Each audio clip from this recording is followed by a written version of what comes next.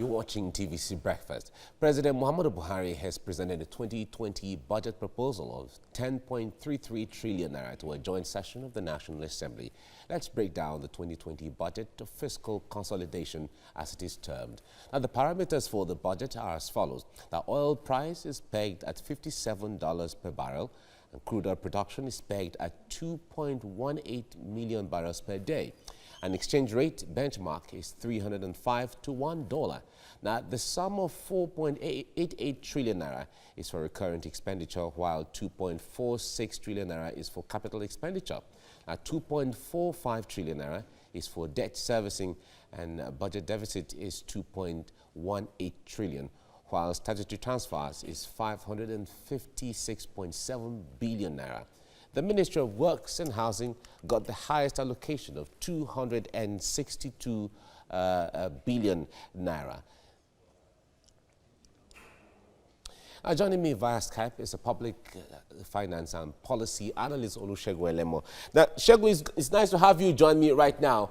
One of the talks so far, after the presentation of the budget, people have been commenting is that the Ministry of Works and Housing got the highest chunk of the allocations for 2020 budget. What is your concern and what is your hopes and confidence in this regard? Yes, thank you very much for having me on the Breakfast Show. Like you said, Housing and Works got the largest chunk of the budget. The budget, as described by Senator Eyinaya Abaribe, it's a budget of taxation. Budget of taxation. Yeah, it is a budget of taxation. I'm only worried as to the revenue strategy of the federal government to finance this. All right, we seem to have challenges with reception there from Olusegun Elemo. Now, we will go on a break and we will certainly come back to this because a lot of Nigerians have been commenting on the budget so far. A lot of people are happy about how the thing is, but others are saying, like Senator Abaribe, is a budget on taxation. Let's go on a break. We're still on TVC Breakfast. Watching TVC Breakfast, President Muhammadu Buhari has presented a 2020 budget proposal of 10.33 trillion naira to a joint session of the National Assembly.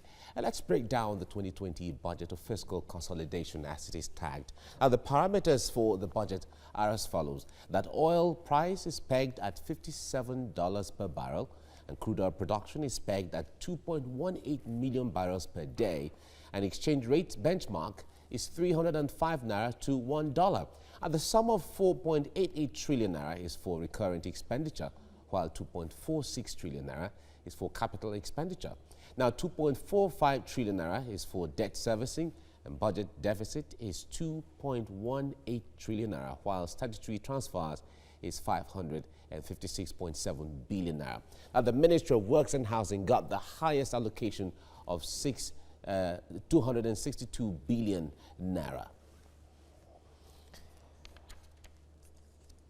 And certainly that has got a lot of Nigerians talking. Joining me now from our Abuja studio is a public finance and policy analyst, Olusegun Elemo. It's nice to have you join me right now, Olusegun. Good morning.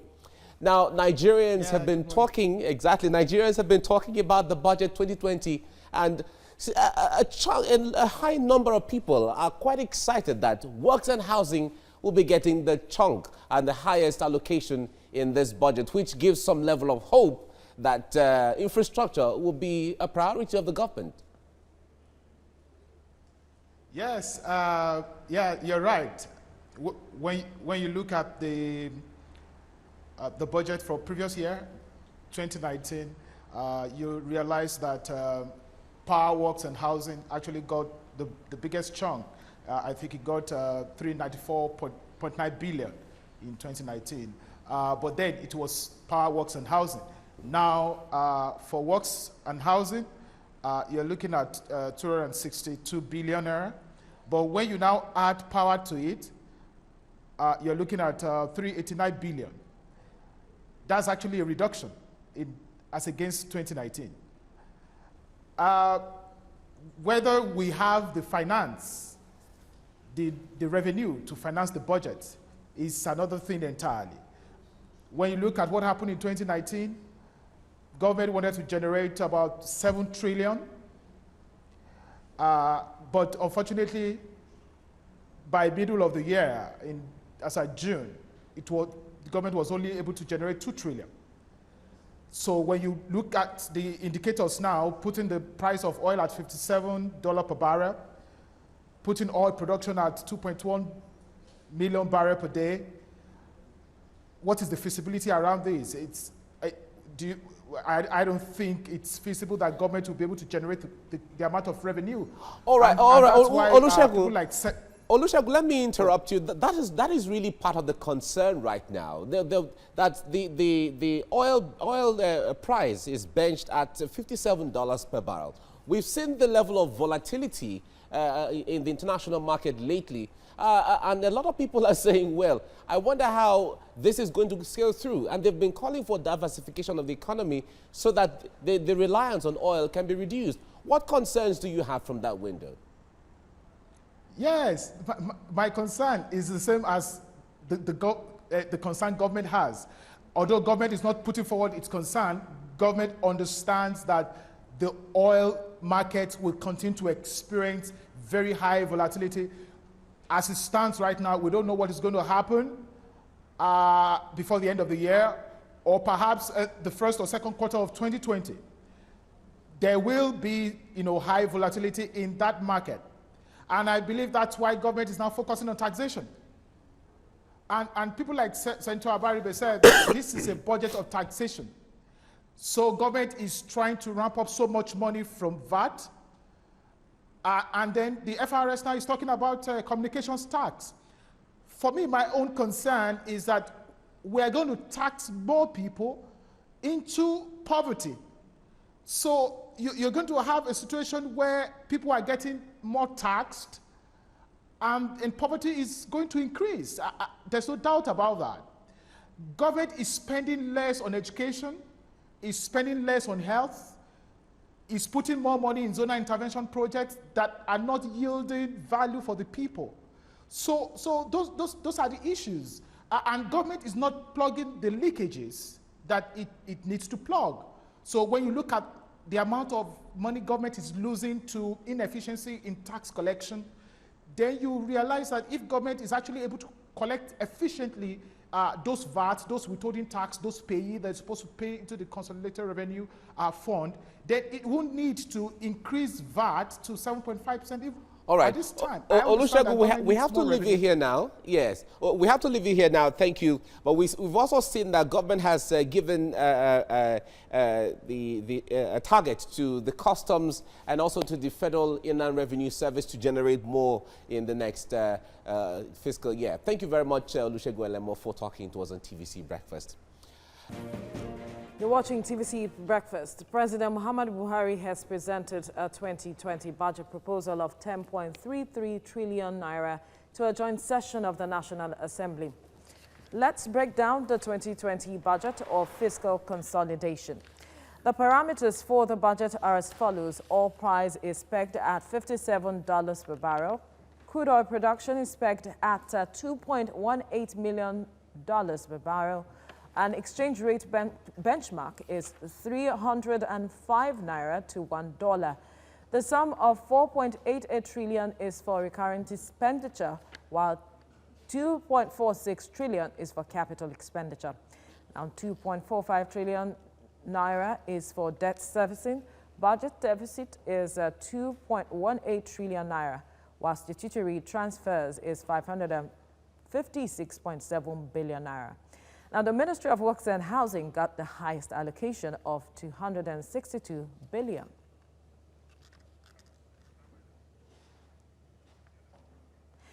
Joining me from our Abuja studio is a public finance and policy analyst, Olusegun Elemo. Good morning, Segun. Thank you for joining us on TVC Breakfast. Yes, good morning. Thank you for having me.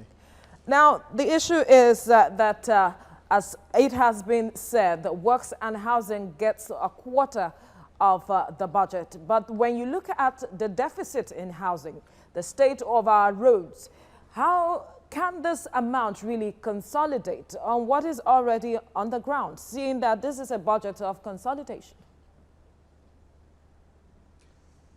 Yes, I think the president set out about 4 objectives for the 2020 budget. It says he wants to ensure fiscal consolidation to strengthen the macroeconomic environment. He says he wants to invest in infrastructure and human capital. He says he wants to incentivize the private sector to put in more money. And then he also says he wants to enhance social investment. Now, when you look at what the government has budgeted for works and housing, and now putting in context what you said, the housing deficit and the state of the roads in the country, you want to ask what has the previous budgetary provisions done in this regard? How are we closing up housing deficit? There are many families today who, don't have, roofs over their head. What is the, the provision for housing, doing in that regard to closing the deficit in that regard? And also, when you look at the roads, although government has been spending lots of money in putting the roads in shape, but whether we're getting value for the monies that are being spent is another thing entirely. But for me, what I see with this 2020 budget now, and then putting in context the objective that the president, has said that the budget will achieve, I think the budget will only be able to achieve about 2.5 of the 4 objectives that the president set out. It will consolidate in terms of fiscal consolidation. It will strengthen slightly the macroeconomic environment. It will improve infrastructure, like the president is putting money into housing, into roads, and into transportation. Yes, it will do that if we're actually able to raise the revenue and then release money to finance the budget. But my own concern is the social investment. When you look at the social investment as well as the investment in human capital, you see that the provisions you have in the budget does not reflect that objective. And I'm afraid those objectives would not be realized, because when you're saying you're spending less than about 46 billion on education, about 48 billion on health, and you're putting so much money on zonal intervention project, and then also the social investment program now has reduced from 500 billion annually for the past 3 years to 30 billion. And a lot of people were saying during the elections that the money budgeted for social investment was actually using to buy votes. I think people can now draw their own personal inferences for that. I feel that the school feeding program will now suffer. I feel that the conditional cash transfer program will also suffer. I feel that the government enterprise and empowerment program will also suffer, as well as the Empower program.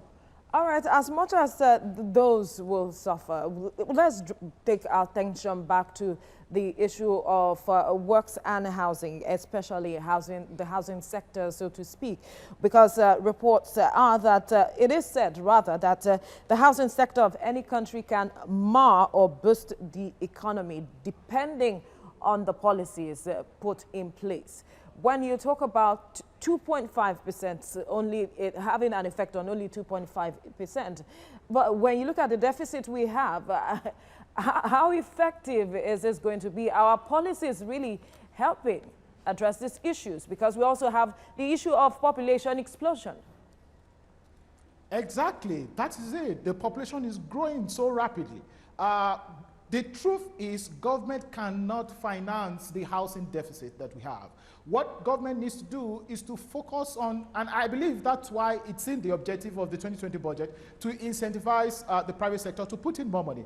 But the private sector, as you know, will not just be moved by a budget document that is, well, somehow unrealistic in terms of the capacity to generate the revenue to finance it. But even if we generate the revenue to finance it, the provisions for housing, as it is stated in the 20 budget, cannot close the housing deficit. What government needs to now focus on is to see how we can encourage the private sector and foreign investment to put in money in the housing sector and quickly grow that sector very rapidly, so that you can have a situation where people are truly now empowered in having decent, living and housing for themselves, and then it can encourage productivity in that regard. But whether government can finance the current housing deficit that we have, I don't think government has the capacity to do that. So how can it encourage the private sector? Because the ease of doing business is said to be a challenge at the moment.